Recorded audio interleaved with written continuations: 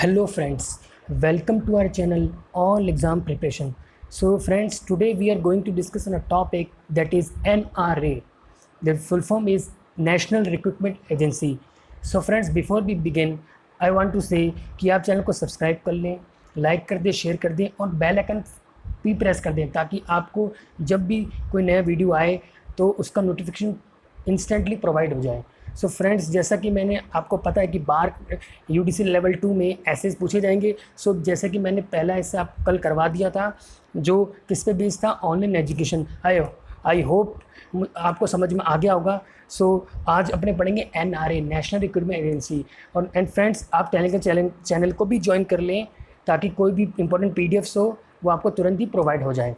So friends, let's go.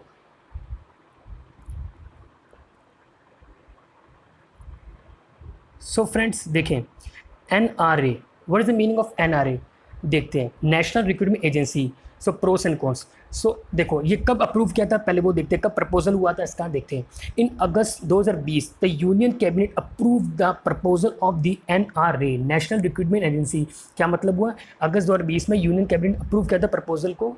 Union cabinet ने approve किया था the proposal of NRA, national recruitment agency को।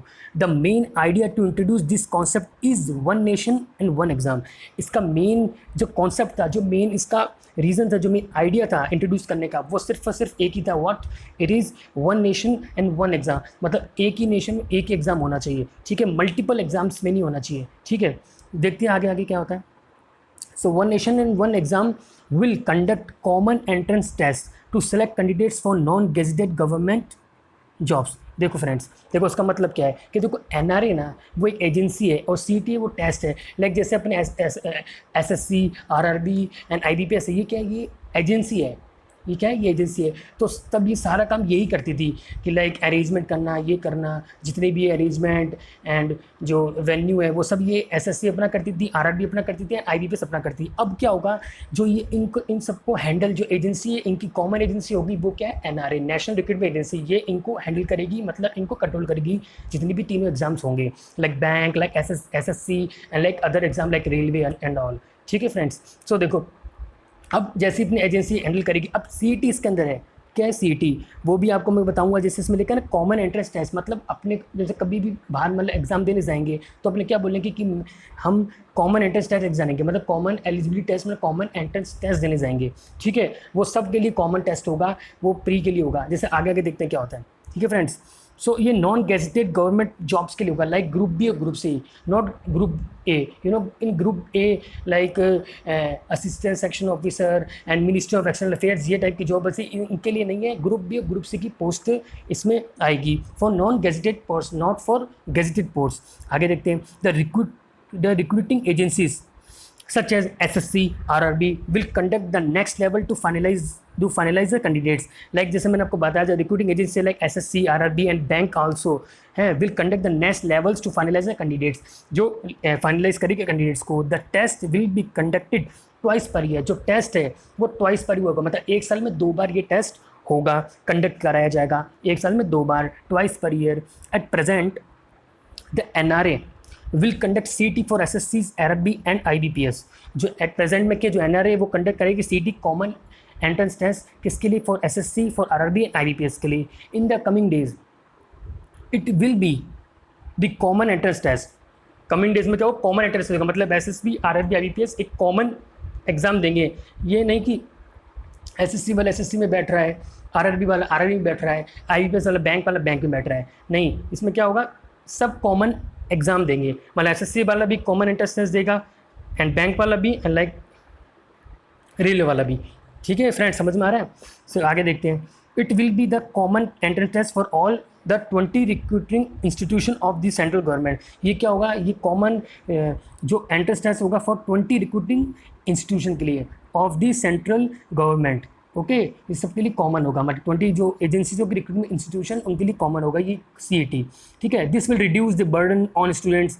Like friends, जैसा कि आपको पता है कि इससे क्या होगा, अपना जो बर्डन है वो रिड्यूस हो जाएगा। कैसे, क्योंकि इसमें time, it saves time and effort and it also saves money also. Like अब जैसे अपने एसएससी का एग्जाम देते हैं, आरआरबी का देते हैं एंड बैंक का देते हैं तो बैंक के लिए अलग फ़ीस पे करते हैं, एसएससी के लिए अलग फ़ीस पे करते हैं, आरआरबी के लिए भी अलग फ़ीस पे करते हैं। बट इसमें ऐसा नहीं है, इसमें सिर्फ सीईटी होगा, सिर्फ एक बार एग्ज़ाम भर देंगे अपने, ठीक है, मतलब कॉमन एग्ज़ाम हो गया ना, एक प्री के हिसाब से हुआ ये एग्ज़ाम, ठीक है। तो उसके लिए SSC and bank and railway के लिए कॉमन एग्ज़ाम हो गया, सो मल्टीपल फीस भी नहीं लगेगी एंड टाइम भी सेव हो जाएगा, ठीक है। It also saves money also, ठीक है, as there will be no need to pay a fee for multiple exam. जैसा मैंने आपको बताया कि कोई no need to pay for multiple exams, अपने को पे करने की जरूरत नहीं मल्टीपल एग्जाम, बिकॉज इसके अंदर क्या होगा, कॉमन एंट्रेंस टेस्ट होगा, तीनों की फीस पे करने की नीड नहीं है,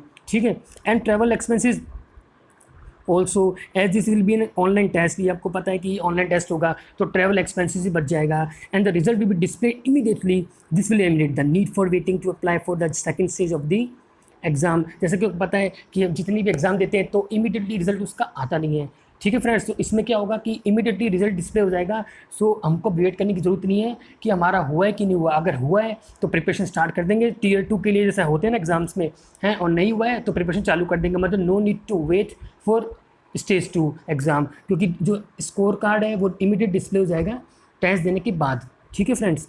आगे देखते हैं। और for other jobs the score card will be valid for 3 years. अब इसे अदर जॉब्स के लिए जो है द स्कोर कार्ड, ये जो स्कोर कार्ड का वो 3 ईयर्स के वैलिड होगा। देखो समझते हैं 3 ईयर्स के वैलिड मतलब इन सेंस, जैसे देखो आपने कोई एग्ज़ाम दिया तो वो आपका जो वैलिड है वो 3 साल तक होगा। इसका मतलब क्या है कि 3 साल तक आप क्या कर सकते हो, टीयर टू दे सकते हो। इट मीन्स क्या है, जैसे आपने प्री क्वालिफाई, अभी जैसे प्री क्वालिफाई कर लिया, अगर आपका प्री में अच्छे मार्क्स आए, देन आपने टीयर 2 दिया, मेन दिया, तो उसमें अगर मेन में अच्छे मार्क्स नहीं आए तो अपने को वापस प्री करना पड़ेगा क्वालिफाई, लाइक बैंक जैसे रेलवे सब में होता है। बट इसमें ऐसा होगा कि अपने से प्री क्वालिफाई किया तो वो 3 साल तक वैलिड हो जाएगा स्कोर, जैसे भी आपके नंबर रहेंगे वो वैलिड हो जाएगा 3 साल तक। देन उसके बाद आप स्टेज 2 देते रहो, ठीक है। चांसेस इसमें चांसेस इनफाइनाइट होंगे, ठीक है फ्रेंड्स। आगे देखते जाएंगे जैसा भी होगा, ठीक है। एंड ये भी है कि आप 3 साल तक देते रहोगे, बट इसके अंदर आप ना बार बार दे सकते हो। अभी आगे आपको बताता रहूँगा, ठीक है फ्रेंड्स। अभी आगे चलते जाएंगे तो आपको पता लगता जाएगा क्या मतलब है, ठीक है। जैसे आपको पता लग गया the score card will be valid for 3 years. Next, and job aspirants can take the exam again and again to improve their score till they attain the maximum age limit. And जो aspirants हो गए वो बार बार अपने exam दे सकते हैं to improve their score till they attain the maximum, जब तक एज लिमिट नहीं आती वो अपने बार बार एग्जाम देते रहेंगे, ठीक है, ताकि अपना इम्प्रूव स्कोर कर सकें। एक बार एग्जाम दिया वो तो ठीक है, अगर और अच्छा इंप्रूव करना है स्कोर को, ज़्यादा अच्छे लाने, तो वो अपनी एज, जब तक एज लिमिट है तब तक वो दे सकते हैं एग्जाम को, मतलब चांसेस जो इसमें इनफाइनाइट होगी, ठीक है। और 3 साल तक स्कोर कार्ड वैलिड रहेगा टीयर 2 स्टेज के, जितने भी टीयर 2 स्टेज हैं उनके लिए 3 साल तक वैलिड रहेगा, like SSC and all other exams, ठीक है फ्रेंड्स। आगे देखते हैं। एप्लीकेंट्स हु, फ्रेंड्स देखो टिल नाउ, देखो अब तक क्या होता था कि जो central government exams are conducted in only English and Hindi language. जैसे आपको पता है फ्रेंड्स, अभी तक क्या होता है कि जो सेंट्रल गवर्नमेंट एग्जाम्स हैं वो कंडक्टेड होते हैं 2 ही लैंग्वेज में, only English and Hindi. But after CET, after this NRA, इस सीईटी के बाद क्या होगा, जैसे ही सीईटी आ गया था, अब इसमें क्या होगा, देखो applicants who are not comfortable with both of this language. ऐसा होता है ना कि जो एप्लीकेंट्स हैं उनको इंग्लिश हिंदी में डिफिकल्टी आती है, कंफर्टेबिलिटी नहीं आती, ठीक है, तो उनके लिए क्या होगा कि वर एट डिसएडवांटेज। ये डिसएडवांटेज हुआ कि अब मान लो कि उनको इंग्लिश हिंदी नहीं आती है, ठीक है। सो उसको क्या होगा, with NRA the common entrance will be conducted in 12 languages. देखो कितना अच्छा है कि इसमें अंदर क्या होगा कि जो एग्ज़ाम होगा सीईटी वो 12 लैंग्वेज में होगा, ठीक है। इसके आने के बाद एनआरए जो सीईटी एग्ज़ाम आने के बाद क्या होगा कि 12 लैंग्वेज में होगा। पहले क्या होता था, 2 लैंग्वेज में होता था, आइदर इंग्लिश और हिंदी, मतलब इंग्लिश भी होता था और हिंदी भी होता था, बट इसके अंदर 12 लैंग्वेज में होगा। And later it will be conducted in all the 22 languages, 22 languages that are mentioned in the 8th schedule of the Indian Constitution। जैसे को पता है कि अगर आपने पॉलिटी पढ़ी हो तो 8th schedule क्या कहता है कि 22 लैंग्वेज के बारे में कहता है 8th schedule। टोटल कितनी लैंग्वेज कॉन्स्टिट्यूशन में दिया, 22 लैंग्वेजेस इन दी कॉन्स्टिट्यूशन, ठीक है। तो लेटर ऑन 22 लैंग्वेजेस में ये प्रोवाइड होगा, जैसा कि आगे होगा, जैसा भी कोई, ठीक है फ्रेंड्स, समझ में आ रहा है आपको, ठीक है। 8 स्केड्यूल के अकॉर्डिंग 22 लैंग्वेज। वैसे अभी एट प्रेजेंट में तो जब ये होगा इम्प्लीमेंट तो उसमें 12 लैंग्वेज में ही प्रोवाइड किया जाएगा, मतलब कंडक्ट किया जाएगा एग्जाम को, ठीक है friends, the establishment of NRA will be A milestone in the recruitment for government job. जैसा कि आपको पता है कि इतनी सारी इसके बेनिफिट्स हैं, like saves time, saves money. So ये एक टाइप का माइलस्टोन हो जाएगा for in the recruitment of government jobs के लिए माइलस्टोन हो जाएगा। This is helpful for all the parties involve, job seekers, recruiting institution and government. By saving money and effort, the NRA stands out as a unique model as it marks a paradigm shift in the government recruitment process। देखो friends, जैसा कि जो इसमें लिखा है वो आपको exact नहीं लिखना है, बट मैं आपको ऊपर से बता देता हूँ कि ये कहना क्या चाह रहा है। ये कह रहा है कि जैसा कि आपको उसके बहुत प्रोस पता लग गए हैं, जो इतने बेनिफिट्स पता लग गए हैं, क्या क्या पता लगे कि एनआरए आपको पता ही चल चुका है। तो ये कह रहा है कि एक माइलस्टोन की तरह हो गया ये जॉब्स, गवर्नमेंट जॉब्स के लिए जितनी भी है, एंड टाइम भी बच रहा है, effort bye saving money and effort, जितनी भी जो एजेंसीज हैं वो उनका एफर्ट लगता था इतने मल्टीपल एग्जाम में शिफ्ट कराना, बट इसमें एक कॉमन एग्जाम ही होगा, जिनका सिलेक्शन होगा वो अलग अलग जा सकते हैं, लाइक SSC RRB Tier 2 के लिए, और 3 साल तक तो वैलिड रहेगा ही रहेगा। ठीक है, तो ये क्या एक टाइप से क्या हुआ, it is a unique model. Actually ये unique model, it is a unique model and marks a paradigm shift in the government, paradigm की तरह हो गया है। ठीक है मार्क्स, ठीक है फ्रेंड्स, तो आपको समझ में आ गया होगा। सो एक मैं यहाँ पे एक्स्ट्रा पॉइंट्स लेके आऊँ, तो ये आपके एक ओवरव्यू के लिए गो थ्रू हो जाना है, ताकि आपको एग्जाम में अगर मार्क पॉइंट्स भूल भी जाओ तो आप ये वहाँ पे लिख देना। देखो क्या क्या पॉइंट्स हैं, देखो एक्स्ट्रा पॉइंट्स देखते हैं friends. The CT test will be conducted in 3 levels. देखो CT किस में कंडक्टेड होगा, will be conducted in 3 levels and these are graduated, higher secondary and the moderate level. Sorry moderate, not moderate, sorry friends, is a matriculate level, मतलब 10th class, high secondary 12th, ठीक है, and graduation आपको पता ही है। ठीक है, तो ये 3 लेवल्स में होगा। क्या क्या होगा, ग्रेजुएशन भी होगा, ग्रेजुएट लेवल का, हायर सेकेंडरी का, एंड मैट्रिकुलेट लेवल्स में होगा। Although the present recruitment agencies namely IBPS RRB SSC will remain in place. जैसे कि या अभी तो एजेंसी कौन कौन सी है आपको पता है, प्रेजेंट रिक्रूटमेंट एजेंसी कौन कौन सी, IBPS है, RRB SSC है, ये कंडक्ट करती है एग्जाम्स को।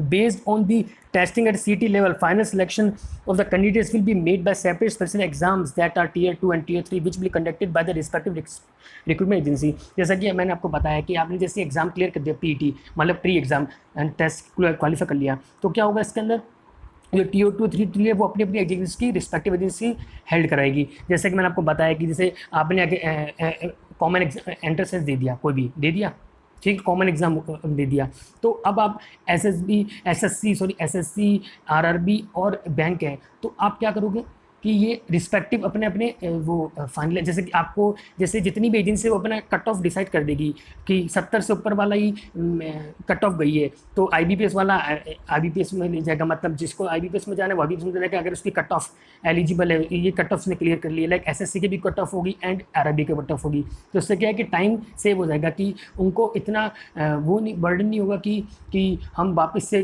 टेस्ट को रिकंडक्ट कराएं। उनको पता लग जाएगा कि जिसने CT क्वालिफाई किया है इसका मतलब वो हमारी कट ऑफ से एलिजिबल है, तो वो सीधे से रिक्रूटमेंट हो जाएगा उसका। ठीक है फ्रेंड्स, तो Tier 2 और Tier 3 वो सबका अलग अलग हो जाएगा। ठीक है, बस PET इसमें कॉमन होगा, प्री एग्जामिनेशन टेस्ट। ठीक है, the score card of CT of the candidate will be valid for 3 years। जैसा कि ये फ्रेंड्स वही लिखा है, बस ये ओवरव्यू के लिए कि the score of the CT exam of the candidate will be valid for 3 years from the date of declaration of the result, कि 3 साल तक वैलिड रहेगा, and there is no any restriction on the number of attempts. जैसे मैंने बताया, there are infinite number of times, infinite number of times दे सकते हैं एग्जाम, कोई भी नो रिस्ट्रिक्शन, नो कोई भी प्रोविजन नहीं, कोई भी रिस्ट्रिक्शन नहीं है कि वो कितने नंबर ऑफ अटेम्प्ट्स देगा, वो कितनी भी नंबर ऑफ टाइम्स दे सकता है, जब वो अपने इंप्रूव को स्कोर करने के लिए नंबर ऑफ टाइम्स कितने भी दे सकता है। ठीक है, मतलब candidate to appear the CT exam. तो फ्रेंड्स ये मैंने आपको बता दिया कि व्हाट इज़ NRA है। NRA क्या एजेंसी है जो CT common examination entrance test को क्या करेगी, करवाती है। ठीक है फ्रेंड्स, कॉमन एंट्रेंस टेस्ट को करवाती है। सो फ्रेंड्स ये आप पढ़ लेना, आई होप आपको समझ में आ गया होगा। अगर आपको अभी भी कोई डाउट है, कोई क्वेरीज है, तो आप कमेंट कर देना फ्रेंड्स। एंड और ऑनलाइन एजुकेशन के बारे में तो आपको बता ही दिया मैंने कल वाली वीडियो में, तो वो भी आपको समझ में आ गया होगा। और ये भी एक मोस्ट इंपॉर्टेंट टॉपिक है NRA, क्योंकि अभी इंप्लीमेंट हुई है, इंप्लीमेंट होगा आगे जाके। ठीक है, तो उसके बेनिफिट्स भी काफ़ी है। So friends I think it's enough for today friends, and I hope आपको सब समझ में आ गया होगा। ठीक है फ्रेंड्स, एंड मैं आपको वापस कहूँगा कि आप चैनल को सब्सक्राइब कर लें, बेल आइकन दबा दें, एंड लाइक एंड शेयर भी कर दें, और ज्वाइन भी कर लें हमारा टेलीग्राम चैनल, ताकि कोई भी इंपॉर्टेंट PDFs मिले एंड तो आपको वहाँ इंस्टेंटली प्रोवाइड हो जाए। तो फ्रेंड्स आज के लिए इतना ही। Thank you so much friends, stay safe, stay home, bye bye.